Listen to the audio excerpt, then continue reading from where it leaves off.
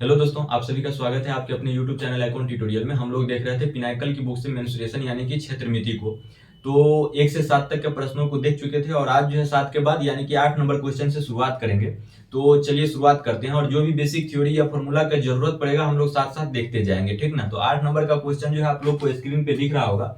Question है कि एक वर्गाकार पार्क को समान क्षेत्रफल के 2 आयतों में विभाजित किया गया है। यदि इनमें से प्रत्येक आयत का परिमाप जो है 39 मीटर है तो वर्गाकार पार्क का परिमाप ज्ञात करें। देखिए क्वेश्चन क्या कह रहा है कि एक पार्क है जो वर्गाकार टाइप का है। तो सबसे पहले क्या करेंगे कि वर्ग का फिगर ड्रॉ करेंगे। तो वर्ग का जो फिगर होगा कुछ इस तरह होगा, ठीक ना, कुछ टेढ़ा है। तो ये पार्क है जो वर्गाकार टाइप का है। जब पार्क वर्गाकार टाइप का होगा तो वर्ग की चारों भुजाएं जो होती है वो आपस में बराबर होती है, तो पार्क का भी चारों भुजाएं आपस में बराबर हो जाएगी। यानी कि ये भुजा ए और ये भुजा ए और ये भी भुजा ए, यदि इस भुजा तो ये भी भुजा ए हो जाएगी। उसके बाद देखिए कह रहा है कि इस पार्क को जो है हम इस तरह 2 भागों में विभाजित करें कि 2 आयतों का निर्माण हो।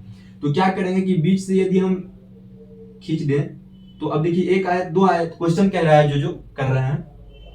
तो अब कह रहा है कि एक आयत का जो परिमाप है ना वो 39 मीटर है। तो देखिए जब ये भुजा यहां से यहां तक ये है टोटल, तो ये भुजा आधी जब हम बराबर हिस्सों में बांटे हैं तो ये बाय 2 हो जाएगा, यानी कि आधा हो जाएगा। तो ये भी भुजा जब यहां से यहां तक ये है तो यहां से यहां तक में क्या आधा हो जाएगा, यानी कि और ये भुजा यदि ए है तो ये भुजा ए हो जाएगा। तो अब देखिए वर्ग या आयत आयत की भुजा चारों भुजा पता चल गया। जब आयत की चारों भुजा पता चल गया तो कह रहा है कि आयत का जो परिमाप है ना एक आयत का वो 39 मीटर है। तो परिमाप जो होता है वो चारों भुजाओं का योग होता है। तो पहली भुजा ए, दूसरी भुजा ए तो 2a, उसके बाद आधा ए तो एक एक क्या हो जाएगा, दो एक एक सॉरी आधा ए और आधा ए तो 1 हो जाएगा और 2a यहां से तो 3a, यानी कि एक आयत का जो परिमाप होगा वो 3a है। लेकिन रियल में क्वेश्चन में जो परिमाप दिया गया है वो 39 दिया गया है, तो दोनों आपस में बराबर हो जाएगा। अब देखिए ए से या ए का वैल्यू यहां से पता चल जाएगा, 3 से यदि कटेगा क्या बार में, 13 बार में कटेगा, यानी कि वर्ग की एक भुजा का जो लंबाई था ना वो 13 था, ठीक ना। वर्ग की एक भुजा का जो लंबाई था वो 13 सेंटीमीटर था, ठीक है। अब देखिए तब वर्ग का परिमाप पूछ रहा है, तो वर्ग का परिमाप क्या होगा, परिमाप तो होता है चारों भुजाओं का योग। तो वर्ग की एक भुजा को ए माने थे तो सभी भुजा ए ए, यानी कि वर्ग का जो परिमाप हो जाएगा वो 4a, और एक ए का वैल्यू पता है कि 13 है, तो 4a का वैल्यू पता करने के लिए क्या करेंगे, 4 गुने 13 कर देंगे तो 13 कितना 39 और 13 चौका 52 हो जाएगा। यानी कि वर्ग का जो परिमाप पूछ रहा था क्वेश्चन में, तो वर्ग का परिमाप जो हो जाएगा वो 52 सेंटीमीटर हो जाएगा। सेंटीमीटर में ये है ना क्वेश्चन ऑप्शन, सेंटीमीटर में ही है, मीटर में है सॉरी, तो मीटर में है तो 52 मीटर हो जाएगा, ठीक ना। तो यही पूछ रहा था। तो अब चलिए देखते हैं अगला क्वेश्चन। 9वां क्वेश्चन क्या है कि एक ठोस लकड़ी के घन से अधिकतम आयतन वाला एक लंबवृत्त बेलन काटा जाता है, बची हुई सामग्री जो है आरंभिक घन के आयतन का कितना प्रतिशत है। देखिए क्वेश्चन क्या कह रहा है कि एक ठोस घन है उसमें से यदि हम एक लंबवृत्त बेलन को काट के हटा दे तब जो शेष घन बचेगा वो आरंभ के घन का कितना प्रतिशत है। तो देखिए सबसे पहले क्या करेंगे कि एक घन बनाएंगे। तो सबसे पहले यदि घन बनाएंगे तो घन जो बना होता है वो वर्गों के मिलने से बना होता है, और घन जब यदि वर्ग के मिलने से बना है इसलिए घन की जो सतहें होती है वो वर्गाकार होती है, एक बात याद रखिएगा। और घन की जो कुछ फिगर होता है वो इस तरह होता है, ठीक ना। अब देखिए घन की सभी भुजाएं जो होगी ना वो आपस में बराबर होगी, क्योंकि घन जो बना होता है वो वर्गों के मिलने से बना होता है और वर्ग की चारों भुजाएं जो होती है वो आपस में बराबर होती है। यदि हम घन की एक भुजा को ए से डिनोट करेंगे तो घन की सभी भुजाएं जो हो जाएगी वो ए ए हो जाएगी, ठीक है। अब देखिए घन की सभी भुजाएं ए ए हो जाएगी। अब क्वेश्चन में कह रहा है कि इस घन में से हम एक लंबवृत्त बेलन को काट के हटा देते हैं। तो क्या करेंगे कि सबसे पहले एक बेलन की फिगर को ड्रॉ करेंगे। तो बेलन का जो फिगर हो जाएगा घन में कुछ इस तरह हो जाएगा, थोड़ा सा टेढ़ा हो रहा है, ठीक ना। जब टेढ़ा हो रहा है बेलन, ये हो गया क्या आपका बेलन, ठीक ना। अब ये बेलन हो गया, ये बेलन हो गया। अब देखिए जब बेलन की शीर्ष का भाग भी वृत्ताकार और आधार का भाग भी वृत्ताकार टेढ़ा हो गया थोड़ा, तो यदि हम शीर्ष में केंद्र बिंदु से यानी कि वृत्त है तो परिधि को मिला देंगे तो ये त्रिज्या कहलाएगी। टेढ़ा हो गया इसलिए थोड़ा बड़ा दिख रहा है। और यहां भी केंद्र बिंदु से हम यदि केंद्र बिंदु से परिधि को मिला दें तो ये भी त्रिज्या हो जाएगी, ठीक ना। अब देखिए त्रिज्या जो इसका होगा ना आर ना कहला के a/2, और ये भी त्रिज्या a/2 कहलाएगी। क्यों, क्योंकि देखिए यदि हम एक वर्ग बनाते हैं ना, एक वर्ग बनाते हैं, ठीक है, और इस वर्ग की चारों भुजाएं क्या होगी, थोड़ा सा टेढ़ा ही होगी भी, एक वर्ग यदि हम बना ले, एक वर्ग बना ले, ठीक है, एक वर्ग बना लिए, और एक वर्ग में यदि हम एक वृत्त को बनाते हैं, एक वृत्त को बनाते हैं, तब इसका त्रिज्या क्या होगी, तब इसका भी त्रिज्या a/2 होगी, और इसका त्रिज्या a/2 क्यों होगा, क्योंकि देखिए वर्ग की चारों भुजाएं क्या होती है, आपस में बराबर, ये भी a, ये भी a, ये भी a, ये भी a, और यदि हम आधा केंद्र बिंदु से परिधि को मिलाएं नीचे से तो a/2, और ऊपर से यदि मिला दे, यानी कि ऊपर से केंद्र बिंदु को परिधि को मिला दे तो ये भी a/2 और a/2 और a/2, यानी कि आधा a पूरा a, और ये भुजाएं a थी तो ये भी भुजा a होनी चाहिए, इसलिए आधा a पूरा a, इसलिए यहाँ जो त्रिज्या हो रहा है वो a/2 हो रहा है, ठीक है। अब देखिए बेलन का हाइट होना चाहिए, तो जब हम यदि इस रेखा को यहां से यहां मिला दे तो ये क्या हो जाएगी, हाइट होगी बेलन का। अब यदि बेलन का ये हाइट हो रहा है तो हाइट h ना होके a होगा। अब a इसलिए होगा क्योंकि देखिए घन का ये भुजा जो है यहां से यहां तक a है, तो ये भी भुजा तो दोनों आपस में समांतर है यानी कि बराबर है, तो ये भी a हो जाएगा, ये हो जाएगा, इसलिए बेलन का जो हाइट होगा वो a कहलाएगा। उसके बाद बेलन का जो त्रिज्या होगा वो a/2 हो जाएगा, ठीक ना, बेलन का जो त्रिज्या होगा वो a/2 होगा। अब देखिए क्वेश्चन में पूछ रहा है कि शेष घन जो बच रहा है, शेष घन, यानी क्या पूछ रहा है क्वेश्चन, देखिए बची हुई सामग्री आरंभिक घन के आयतन का कितना प्रतिशत है, यानी कि शेष घन जो है वो आरंभ के घन का कितना प्रतिशत है। तो बेलन का आयतन क्या करेंगे कि पूरे घन में से यदि हम घटा देंगे तो शेष घन बच जाएगा। तो बेलन की आयतन का फॉर्मूला क्या होता है, पाई आर स्क्वायर एच होता है, यानी कि आधार का क्षेत्रफल गुने हाइट होता है। तो आधार में तो वृत्त है तो वृत्त का क्षेत्रफल पाई आर स्क्वायर और गुने हाइट, ठीक ना। तो ये बेलन का क्या होता है, आयतन होता है। और घन का जो आयतन होता है वो AQ होता है, घन का आयतन क्या होता है, AQ होता है, और बेलन का आयतन जो होता है वो पाई आर स्क्वायर एच होता है। तो यदि हम घन के आयतन में से बेलन का आयतन घटा देंगे तो शेष घन बचेगा, तो पाई और आर की जगह क्या लेंगे, a/2 लेंगे, तो a/2 का होल स्क्वायर तो a²/4 हो जाएगा। उसके बाद देखिए h की जगह क्या लेंगे, a लेंगे, तो a और बट्टा क्या करेंगे, AQ से भाग करेंगे, तब तो आरंभिक घन से तुलना करवा रहे हैं, इसलिए जो आरंभ घन से यदि तुलना करा रहे हैं तो आरंभ घन का आयतन नीचे होना चाहिए,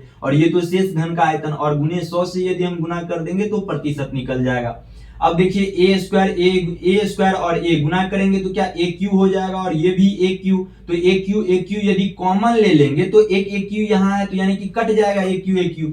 अब यहाँ बच क्या रहा है, एक यहाँ बचेगा, यानी कि 1 - 22 बट्टा कितना 28 हो जाएगा, क्योंकि 22 का वैल्यू जो पाई का वैल्यू 22/7 और 7 × 4 तो 28 हो जाएगा ना। उसके बाद हम 100 से गुना कर देंगे। अब देखिए 8 से कट रहा है तो क्या बार में 4 जाएगा, और उसके बाद ये 11, और यदि 2 बार में 4 बार में, हाँ ठीक है। उसके बाद यदि हम 4 से काटते हैं 100 को तो 25 बार में जाएगा। उसके बाद 25 बार में यदि जा रहा है तो अब तो कुछ बचा नहीं, अरे 8 यहाँ नहीं बचा था, 28 बचा था भाई, 28 यदि बचा था तो 2 से यदि काटते हैं, थोड़ा सा कैलकुलेशन गलत हो गया, यहाँ मिटा देते हैं, इसे फिर से कर लेते हैं। अब देखिए यदि हम फिर से थोड़ा सा कर लेते, कैलकुलेशन गलत हो गया था, तो AQ यहाँ और AQ यहाँ, यानी a स्क्वायर a से गुना करके कॉमन ले लिया और काट दिए, तो यहाँ नहीं कुछ तो 1 बचेगा, ठीक है। 1 माइनस, और पाई का वैल्यू क्या होता है 22/7 होता है। अब 7 से इन 4 में गुना हो जाएगा, यानी कि 22/28 हो जाएगा। उसके बाद अब तो कुछ नहीं बचा तो 100 से गुना कर देंगे। अब देखिए यदि हम काटते हैं तो क्या बार में जाएगा, 4 से अगर काटते हैं तो 4 × 7 = 28, और 4 से इधर काटते हैं तो 25 हो जाएगा, ठीक ना। अब देखिए क्वेश्चन में कि अब जो है 1 माइनस, अब यहां से हो जाता है आपका 1 माइनस 22/7 गुने 25, ठीक ना। इसे यदि हम सॉल्व करेंगे ना तो लगभग में जो है लगभग में 21 आएगा, ठीक ना, यानी कि आंसर जो होगा वो 21 होगा। तो चलिए देखते हैं अगला क्वेश्चन, यानी कि 10 नंबर, ठीक ना। क्वेश्चन है कि एक लंब प्रिज्म का जो आधार है वो समलंब है, जिसकी समांतर भुजाएं 11 सेंटीमीटर और 15 सेंटीमीटर है तथा उनके बीच की दूरी 9 सेंटीमीटर है। यदि प्रिज्म का आयतन 173.1.6 घन सेंटीमीटर है तो प्रिज्म की ऊंचाई क्या होगी। देखिए सबसे पहले तो एक बात याद रखिएगा कि प्रिज्म का जो आधार होता है वही शीर्ष होता है, और प्रिज्म का आधार कुछ भी हो सकता है। समलंब चतुर्भुज यहाँ है त्रिभुज भी हो सकता है, घन भी हो सकता है, आयत भी हो सकता है, ठीक है। तो याद रखिएगा इतना बात। तो सबसे पहले देखिए क्वेश्चन में क्या कह रहा है कि एक समलंब चतुर्भुज जो है समलंब चतुर्भुज जो है वो प्रिज्म का आधार है। तो सबसे पहले क्या करेंगे कि समलंब चतुर्भुज बनाएंगे, और समलंब चतुर्भुज उसे कहते हैं जिसकी दो भुजाएं जो होती है वो समांतर होती है। समलंब चतुर्भुज की क्या होती है, दो भुजा समांतर होती है। यदि ये समांतर है तो ये समांतर, यानी कि दोनों भुजाएं। अब यहां से यहां यदि मिला दे तो ये क्या हाइट हो जाएगा। और दिया गया है कि समांतर भुजाएं एक 11 सेंटीमीटर, दूसरी समांतर भुजा 15 सेंटीमीटर है, और हाइट जो दिया गया है वो 9 सेंटीमीटर दिया गया है। तो सबसे पहले क्या करेंगे कि समलंब चतुर्भुज का क्षेत्रफल निकालेंगे। क्षेत्रफल इसलिए निकालेंगे क्योंकि प्रिज्म का क्षेत्रफल जब निकालेंगे ना, तो प्रिज्म का जब आयतन निकालेंगे ना, तो प्रिज्म का आयतन का फॉर्मूला होता है कि प्रिज्म के आधार का क्षेत्रफल गुने हाइट। तो प्रिज्म के तो आधार में तो समलंब चतुर्भुज है, तो समलंब चतुर्भुज का क्षेत्रफल निकालेंगे। तो समलंब चतुर्भुज का क्षेत्रफल निकालने का फॉर्मूला क्या होता है कि 1/2 गुने समांतर भुजा का योग, तो 11 और 15 को ऐड करेंगे तो 26, उसके बाद गुने हाइट, तो हाइट कितना 9 दिया गया है। अब देखिए दो से यदि काटते हैं 13, और 13 नंबर कितना 117 हो जाएगा। यानी कि ये जो है समलंब चतुर्भुज का क्षेत्रफल है 117, और यही हो जाएगा समलंब प्रिज्म का जो है आधार का क्षेत्रफल, क्योंकि प्रिज्म के आधार में तो समलंब चतुर्भुज है, तो ये समलंब चतुर्भुज है, तो प्रिज्म के आधार का क्षेत्रफल इतना है। अब देखिए वॉल्यूम निकालना है प्रिज्म का। यदि प्रिज्म का वॉल्यूम निकालेंगे तो प्रिज्म के आधार का क्षेत्रफल गुने हाइट होता है। तो आधार का क्षेत्रफल क्या है 117 है। अब यदि 117 है और हाइट तो निकालना ही है, तो हाइट में h रहेगा ही रहेगा। अब वॉल्यूम दिया गया था क्वेश्चन में 171, इतना कितना दिया गया है वॉल्यूम जी 173 1.6 इतना वॉल्यूम दिया गया है। वॉल्यूम निकालना था और इतना वॉल्यूम दिया गया है। अब देखिए यदि इसे हम काटते हैं तो 117 से क्या बार में जाएगा, पहले तो एक बार में जाएगा, उसके बाद 117 56 बचेगा, 56 के एक आएगा 561, उसके बाद 4 बार में यदि लगाते हैं तो 508 हो जाएगा, ठीक ना। उसके बाद पहले दशमलव हटा लेते हैं, बट्टा में 10 हो जाएगा, तो 14, और उसके बाद 508 61, उसके बाद 6 आएगा, यानी कि हो जाएगा 148 बट्टा जो है वो 10 होगा हाइट। अब यदि 10 है, 1 10 से यदि भाग करेंगे तो यही क्या हो जाएगा हाइट 14.8 हो जाएगा, ठीक ना। यानी हाइट जो होगा वो 14.8 होगा। तो चलिए देखते हैं अगला क्वेश्चन 11 नंबर, ठीक ना। 11 नंबर क्वेश्चन है कि यदि किसी गोला की त्रिज्या 4 सेंटीमीटर से बढ़ा दी जाए तो इसका पृष्ठीय क्षेत्रफल 464 पाई वर्ग सेंटीमीटर से बढ़ जाता है। आरंभिक गोले का आयतन क्या है।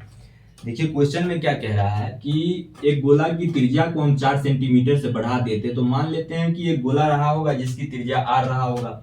अब r को हम क्या कर रहे हैं, यानी त्रिज्या को 4 सेंटीमीटर बढ़ा देते हैं, r+4 कर देते हैं, तब जो है इस गोला की तुलना में इस गोला का जो पृष्ठीय क्षेत्रफल होता है वो 464 पाई वर्ग सेंटीमीटर जो है वो ज्यादा हो जाता है, ठीक ना। तो देखिए गोला का पृष्ठीय क्षेत्रफल निकालने का फॉर्मूला 4 पाई r² होता है। अब यदि आप लोग को सभी फॉर्मूला को डिटेल में देखना है तो इस वीडियो के लिंक में जो है, इस वीडियो के डिस्क्रिप्शन में जो है फॉर्मूला का लिंक मिल जाएगा, फॉर्मूला की वीडियो का, ठीक ना। तो सबसे पहले देखिए क्या होता है, गोला का पृष्ठीय क्षेत्रफल 4 पाई r² होता है। यदि हम इस त्रिज्या को लेके जो है पृष्ठीय क्षेत्रफल निकाले तो कैसे होगा 4 पाई r+4, अब इसका होल स्क्वायर, क्योंकि ये तो पूरी त्रिज्या है। उसके बाद अगर इस गोला को लेके हम पृष्ठीय क्षेत्रफल निकाले तो -4 पाई r² होगा सीधे। अब माइनस इसलिए क्यों है, या इसलिए किए हैं क्योंकि दोनों गोला का पृष्ठीय क्षेत्रफल का जो है वो अंतर दिया गया है, तो अंतर है 464 पाई है, यानी कि इतना अंतर दिया गया है। अब देखिए पाई यहाँ भी, पाई यहाँ भी, पाई यहाँ भी, यानी कि यहाँ से जो पाई कॉमन ले लेते हैं तो ये पाई खत्म हो जाएगा, ठीक ना। अब यदि ये 4 यहाँ भी, 4 यहाँ भी, यहाँ से और यहाँ से 4 को कॉमन ले लेते हैं तो 4 से ये कटेगा, 4 1 4, 4 1 4 और 4 6 24, यानी कि 116 हो जाएगा।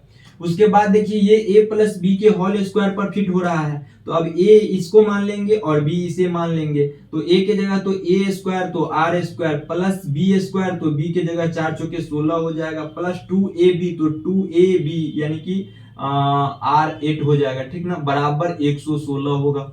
16 अगर इधर प्लस में उधर जाएगा तो माइनस हो जाएगा, यानी कि 16 इधर प्लस में, और सॉरी हाँ एक आर यहाँ बचा था ना माइनस में, तो ये आर से ये आर भी खत्म हो जाएगा, ये प्लस में और ये माइनस में, तो आर से आर खत्म हो जाएगा। अब बचा 16, 16 उधर जाएगा तो 100, यानी कि आर बराबर जो हो जाएगा वो आपका 100/8, इसमें भाग कीजिएगा तो हो जाएगा 12.5%। अब पूछ रहा है कि इस गोला का जो है आयतन क्या होगा, यानी कि आरंभिक गोला का आयतन क्या है। तो आरंभ में तो गोला का त्रिज्या आर रहा था, तो आयतन निकालने का फॉर्मूला क्या होता है गोला का, 4/3 पाई आर क्यू होता है। तो अब आयतन निकालेंगे, तो आयतन कैसे निकालेंगे कि 4/3 पाई, तो पाई के फॉर्म में तो ऑप्शन ही है, तो 4/3 पाई आर क्यू, तो आर क्या निकाले हैं, ये 12.5, तो यानी कि 125/10 तो लिख सकते हैं, क्योंकि दशमलव हटेगा तो 10 आएगा। उसके बाद देखिए 125/10, इसी तरह 125/10। अब काटिए। अब यदि काटते हैं तो 2 दूनी 4, 2 पंचे 10, उसके बाद 5 से कटेगा, 5 दूनी 10 और 5 25, फिर 5 25 और 5 दूनी 10, उसके बाद जो है फिर 5 दूनी 10, उसके बाद 2 से 2 खत्म। अब यदि 2 से 2 खत्म है तो नीचा में तो कुछ बचा नहीं, नीचा में यानी कि 3 और 2 बचा है, यानी कि 3 दूना 6 हो जाएगा। और ऑप्शन यदि आप ऑप्शन से भी देख सकते हैं, एक ही ऑप्शन मात्र ए नंबर है जिसके नीचा में जो है 6 है, यानी कि ऑप्शन जो हो जाएगा वो ए हो जाएगा, ठीक ना। तो चलिए देखते हैं अगला क्वेश्चन। नंबर क्वेश्चन क्या है कि एक लंब प्रिज्म का आधार जो है एक त्रिभुज है जिसकी भुजाएं 20 सेंटीमीटर, 21 सेंटीमीटर और 29 सेंटीमीटर है। यदि इसका आयतन जो है 7560 घन सेंटीमीटर है तो इसका पार्श्व पृष्ठ क्षेत्रफल ज्ञात करें। पार्श्व पृष्ठ क्षेत्रफल का अर्थ होता है वक्र पृष्ठ क्षेत्रफल, और वक्र पृष्ठ क्षेत्रफल यानी कि जो बाहरी भाग दिख रहा है। तो देखिए कह रहा है प्रिज्म का जो आधार है ना वो एक त्रिभुज है, इस बार कह रहा है ना त्रिभुज है, यानी कि प्रिज्म का आधार कुछ भी हो सकता है और जो आधार होगा वही शीर्ष भी होगा। तो इस बार प्रिज्म का आधार त्रिभुज है, तो त्रिभुज का क्षेत्रफल निकालेंगे। तो त्रिभुज की तीनों भुजाएं दी गई है, तो एक भुजाएं क्या है 20 सेंटीमीटर, पहली भुजा 20 सेंटीमीटर, दूसरी भुजा 21 सेंटीमीटर, तीसरी भुजा 29 सेंटीमीटर। और आप लोग देखिए कि 20 सेंटीमीटर, 21 सेंटीमीटर और 29 सेंटीमीटर तीनों त्रिभुज की जो भुजाएं हैं वो ट्रिपलेट नंबर है। तो ट्रिपलेट नंबर किसे कहते हैं कि यदि दो छोटी भुजा की वर्गों का योग एक बड़ी भुजा के वर्ग के यदि बराबर हो जाए तो वो ट्रिपलेट नंबर कहलाएगा। यानी कि 20 का वर्ग कीजिए और 21 का वर्ग कीजिए और दोनों का योग कीजिए तो 29 के वर्ग के बराबर हो जाएगा, तो ये ट्रिपलेट नंबर है, ठीक ना, याद रखना पड़ेगा ट्रिपलेट नंबर। अब यदि ट्रिपलेट नंबर है तो इस ट्रिपलेट नंबर के मदद से हम समकोण त्रिभुज का क्षेत्रफल निकाल सकते हैं, क्योंकि समकोण त्रिभुज में ही ट्रिपलेट नंबर होता है। अब देखिए बड़ी भुजा को हम लोग क्या कहते हैं, कर्ण कहते हैं। तो बड़ी भुजा क्या है 29 है, यानी कि 29। अब 20 21 मान लेते हैं कि ये लंब रहा होगा 20 और ये जो है आधार रहा होगा 21 मान लेते हैं। अब यदि हम समकोण त्रिभुज का क्षेत्रफल निकालते हैं तो क्या हो जाएगा 1/2 गुने बी गुने एच, एच यानी कि हाइट और बी यानी कि बेस, तो 20 गुने 21 ये समकोण त्रिभुज का। अब देखिए 2 से जाएगा 21 यानी कि हो जाएगा आपका 210 सेंटीमीटर जो है वो त्रिभुज का क्षेत्रफल, ठीक ना। अब यदि 210 सेंटीमीटर त्रिभुज का क्षेत्रफल है तो ये प्रिज्म के आधार का क्षेत्रफल हो जाएगा, क्योंकि प्रिज्म का जो आधार है वो त्रिभुज है, ठीक ना। अब देखिए क्वेश्चन में फिर आगे क्या कह रहा है कि क्वेश्चन में आगे कह रहा है यदि इसका आयतन जो है वो 7560 घन सेंटीमीटर है, किसका, प्रिज्म का आयतन। जब प्रिज्म का आयतन 7560 घन सेंटीमीटर है तो प्रिज्म के आयतन निकाल, जो क्वेश्चन में दिया रहेगा वही निकालने का प्रयास कीजिएगा। आयतन दिया है तो आयतन पहले निकालेंगे। तो देखिए प्रिज्म का आयतन का जो फॉर्मूला होता है वो आधार का क्षेत्रफल, तो आधार का क्षेत्रफल क्या होगा, आधार का क्षेत्रफल त्रिभुज का क्षेत्रफल, क्योंकि आधार में त्रिभुज है तो त्रिभुज का क्षेत्रफल 210, उसके बाद आधार का क्षेत्रफल गुने ऊंचाई, प्रिज्म का आयतन निकालने का फॉर्मूला होता है। और प्रिज्म का आयतन दिया गया है 7560 ही है ना, हाँ 7560 है। अब देखिए 0 से 0 खत्म और 21 से जाएगा 3 बार में, उसके बाद फिर 21 से 6 बार में, यानी कि h बराबर जो है वो 36 हो जाएगा हाइट में। प्रिज्म का ये था क्या, आयतन निकालने का फॉर्मूला, आधार का क्षेत्रफल गुने हाइट और आयतन दिया गया था। अब कह रहा है प्रिज्म का वक्र पृष्ठ क्षेत्रफल निकालने के लिए, यानी कि पार्श्व पृष्ठ क्षेत्रफल। तो पार्श्व पृष्ठ क्षेत्रफल निकालने का फॉर्मूला होता है प्रिज्म के आधार का परिमाप गुने ऊंचाई। तो प्रिज्म का तो आधार एक त्रिभुज है और परिमाप का अर्थ होता है कि सभी भुजाओं का योग, तो परिमाप तो 20 21 29 सभी को योग करेंगे तब आएगा, तो 20 और 21 41 और 41 और 9 50 20 70, यानी कि प्रिज्म का जो आधार परिमाप जो हो जाएगा, प्रिज्म के आधार का जो परिमाप होगा वो 70 हो जाएगा, और त्रिभुज का भी परिमाप 70 होगा। और आधार इसलिए होता है क्योंकि आधार ही प्रिज्म का जो है वो त्रिभुज है। तो अब 70 गुने हाइट कर देंगे तो ये प्रिज्म का वक्र पृष्ठ क्षेत्रफल निकल जाएगा। तो हाइट दिया गया है 36, तो अब 36 कर देंगे। अब देखिए यदि गुना करते हैं तो जीरो क्या बार हो जाएगा, जीरो, उसके बाद 7 छक के 42 का 2, हाथ में 4 और 7 या 21 और 4 कितना 25, यानी कि प्रिज्म का जो वक्र पृष्ठ क्षेत्रफल हो जाएगा वो 2520 हो जाएगा। ठीक ना। तो चलिए देखते हैं अगला क्वेश्चन। 13 नंबर क्वेश्चन क्या है कि आधार त्रिज्या जो है 12 सेंटीमीटर तथा ऊंचाई 15 सेंटीमीटर वाले एक ठोस बेलन को पिघलाकर n खिलौने बनाए जाते हैं, जिनमें से प्रत्येक 3 सेंटीमीटर त्रिज्या वाले अर्धगोला के शीर्ष पर स्थित एक लंबवृत्तीय शंकु के आकार में है, जिसकी ऊंचाई 9 सेंटीमीटर है। n का मान ज्ञात करें। देखिए क्वेश्चन में जो जब कभी किसी आकृति को पिघलाकर दूसरे आकृति जब बनाया जाए ना, तो पहले आकृति का जो आयतन होगा ना वो दूसरे आकृति के आयतन का बराबर होगा। कब? जब पिघलाकर बनाएगा तब। ठीक ना। तो देखिए क्वेश्चन में क्या कह रहा है कि एक अर्धगोला है, तो सबसे पहले क्या करेंगे कि एक अर्धगोला को बनाएंगे। ठीक ना। एक अर्धगोला, तो अर्धगोला का जो आकृति होता है वो एक कटोरे की तरह होता है, यानी कि शीर्ष पर एक वृत्ताकार होता है, टेढ़ा हो गया है। और इस अर्धगोला के शीर्ष पर क्या कह रहा है कि एक शंकु है। क्वेश्चन में कह रहा है कि इस अर्धगोला के शीर्ष पर एक शंकु है। ठीक ना। अब इस तरह की आकृति, इस तरह की जो एक आकृति बनाया जाता है। ठीक ना। कह रहा है एक अर्धगोला है, अर्धगोला के शीर्ष पर जो है शंकु है और इस तरह की जो है आकृति बनाए जाते हैं। तो एन आकृति बनाए जाते हैं, तो एन आकृति का जो है वैल्यू पूछ रहा है क्वेश्चन में। तो क्या करेंगे, सबसे पहले यदि यहां से यहां मिलाते हैं तो ये क्या हाइट हो जाएगा, टेढ़ा हो रहा है, तो हाइट दिया गया है क्वेश्चन में 9 है। अब त्रिज्या भी दिया गया है क्वेश्चन में कितना, 3 है, तो त्रिज्या 3 है। अब देखिए अर्धगोला के आयतन निकालने का फॉर्मूला क्या होता है, 2/3 पाई आर क्यू होता है ना अर्धगोला के आयतन निकालने का फॉर्मूला। और शंकु की आयतन निकालने का फॉर्मूला होता है, शंकु का जो आयतन निकालने का फॉर्मूला होता है वो होता है पाई आर स्क्वायर h/3, यानी कि बेलन के आयतन का जो होता है वो 1/3 होता है। और क्वेश्चन में बेलन का आयतन, बेलन को पिघलाकर बना रहे हैं इस तरह का फिगर, तो बेलन का जो आयतन हो जाएगा वो क्या हो जाएगा, पाई आर स्क्वायर एच होता है बेलन का आयतन, और बेलन के आयतन का 1/3 जो होता है वो शंकु का आयतन होता है। अब देखिए बेलन के आयतन और इस फिगर के आयतन बराबर होगा, क्योंकि बेलन को पिघलाकर इस तरह का फिगर बना रहे हैं। जब पिघलाकर बनाएंगे तब दोनों आकृति का जो आयतन होगा वो बराबर होगा, याद रखिएगा। तो सबसे पहले बेलन का आयतन निकालेंगे, तो बेलन का आयतन निकालने के लिए क्या करना पड़ेगा कि पाई की जगह पाई रखेंगे, और आर का वैल्यू दिया गया है क्वेश्चन में बेलन का, आर का वैल्यू क्या दिया गया है कि 12 सेंटीमीटर जो है वो त्रिज्या है। तो आर की जगह क्या रखेंगे, 12 गुने 12 रखेंगे, बेलन का आयतन निकाल रहे हैं, और गुने एच दिया गया है 15 सेंटीमीटर। उसके बाद इस दोनों फिगर का जो आयतन होगा, तो अर्धगोला का आयतन 2/3 एन आकृति बना रहे हैं, इस तरह का एक आकृति, तो इस तरह का एन आकृति।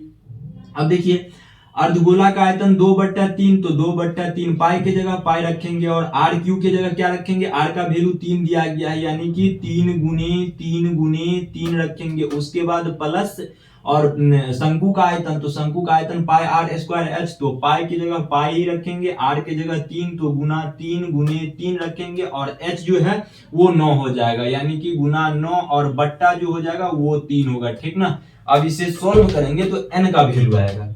देखिए सॉल्व कैसे करेंगे, 3 से 3 खत्म पहले, 3 से फिर 3 खत्म पहले, उसके बाद देखिए पाई यहाँ भी है, पाई यहाँ भी है, और पाई यहाँ भी है, तो यहाँ से कॉमन लेके यहाँ से पाई खत्म हो जाएगा। उसके बाद देखिए 3 तिया 9 और 9 दूनी 18 और 9 तिया 27, तो 27 और 18 हो जाएगा आपका 45, यानी कि n जो हो जाएगा गुने 45, और बराबर में तो ये सब रहेगा ही रहेगा।